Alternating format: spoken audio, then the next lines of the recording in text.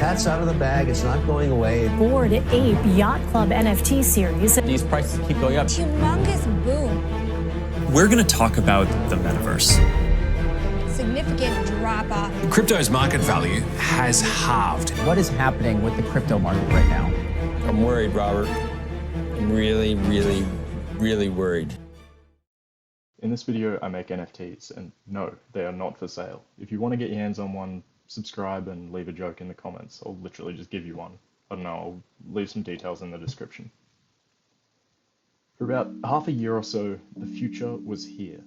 NFTs took the world by storm and seemed to disappear from the spotlight just as quickly.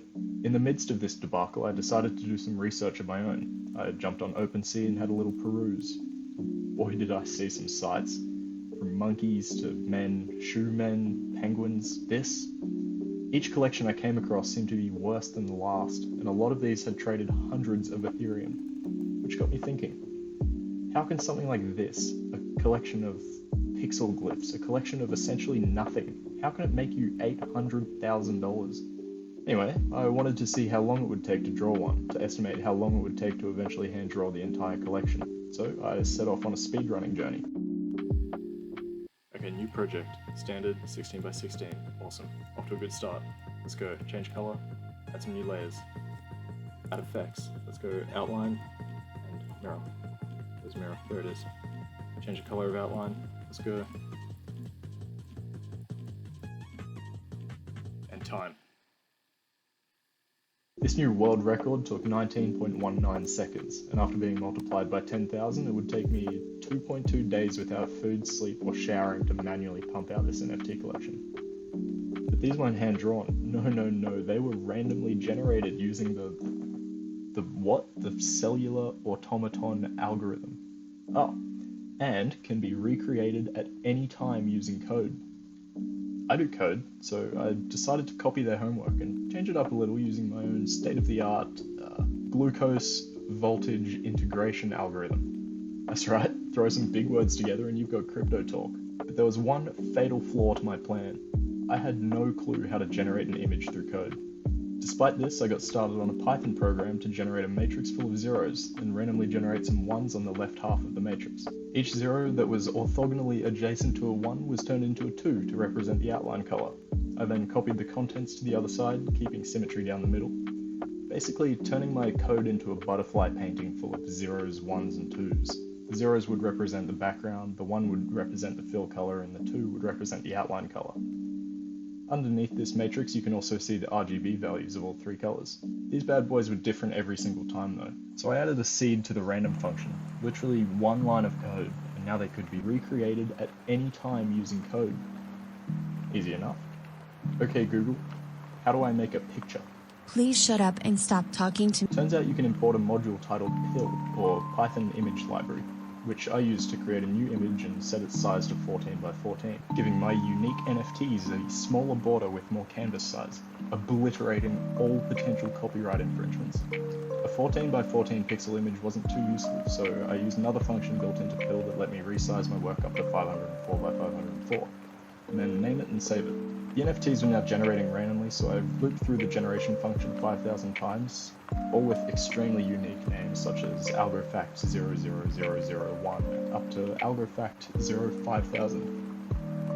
AlgoFact being a little portmanteau of the words algorithm and artifact. They have a completely pointless zero at the start because initially I wanted to upload 10,000 of them to OpenSea for no specific reason, but uploading took a while, so I stopped halfway through and simply couldn't be bothered manually removing a zero from all of them. So, to answer your burning question of how long it took, technically the generation of these took about 2.5 minutes, but writing the code took me about 2 hours, going from zero knowledge of image generation to 5,000 unique images. A gig like this could apparently earn you upwards of $400,000 an hour. Not too bad. But these pictures didn't do anything. The NFT marketplace is supposed to be the future of digital art, and I just contributed 5,000 pieces of electro litter to the bunch. When I hear art, I think of something hanging on my wall, something physical that you can see, or at least something that provokes thought, rather than a picture of a monkey that has a chance of making you bankrupt overnight. Now, I had an idea, but this one proposed even more issues than the first one. My idea was that I'd be able to scan a printout on your phone and you could see the NFT with augmented reality. And now that it was in augmented reality, I could do just about anything with it. The issues with this idea were that I had no clue how to work with augmented reality, I don't know how to store and read data, and that I don't know how to analyze images without manually coding 5,000 different if statements. So with 5,000 extremely fungible tokens in my pocket and no clue how to expand on my project, I got researching. I found a Unity plugin named Euphoria, and was mere moments away from using it until I saw that Unity already had an AR template that I could use, kind of similar to a 2D or 3D project template.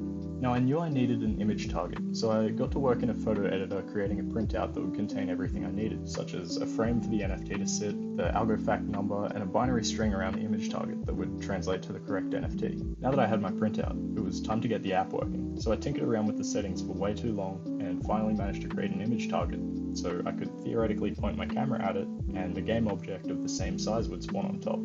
After building the app to my phone and testing it for the first time, I couldn't help but feel like something was a little bit off. But it was good to know that I was actually able to work with augmented reality.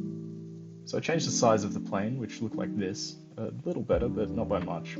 That's a problem for later because it was about time to move on to the next problem, reading and writing the data. Regenerating the NFTs and saving the data took a lot longer. I mean, this program was running for 3 hours. Good thing I only had to do it once. Now that the program was finished, I was left with the same 5,000 pictures and a text file that was 1.2 million lines long. Jeez.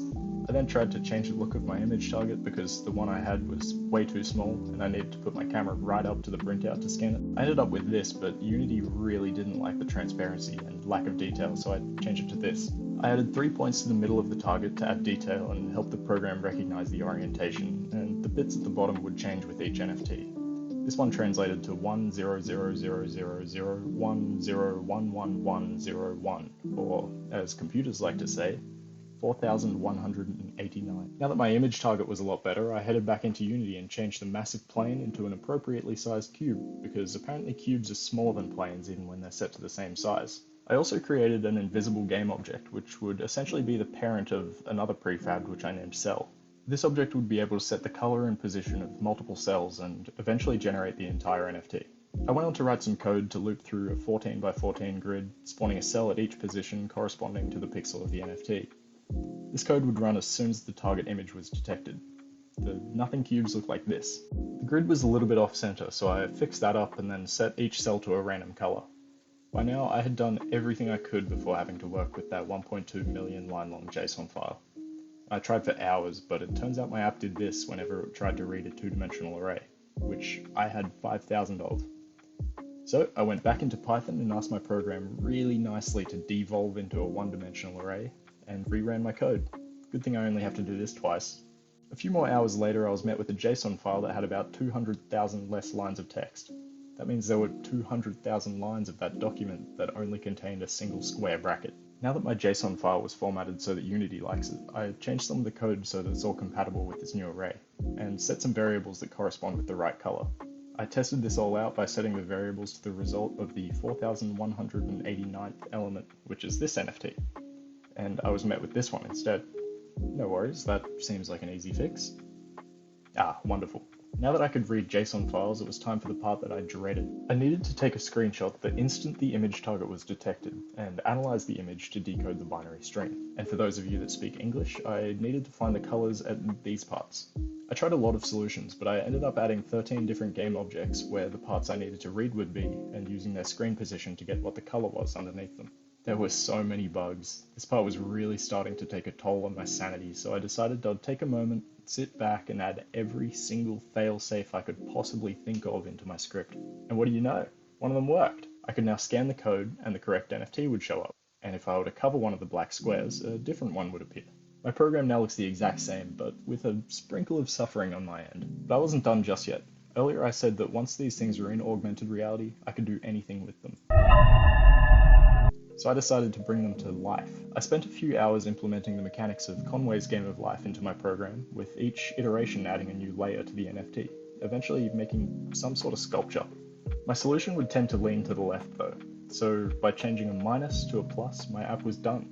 I touched up on the UI, getting rid of those cubes, and my final product looked like this. I set out on this adventure out of spite for some of these low-effort, dumb NFT collections, and how they've made so much money from just about nothing. But I ended up making my own collection and app to go along with it. I guess what they say is true. You either die a hero or live long enough to see yourself become a crypto head.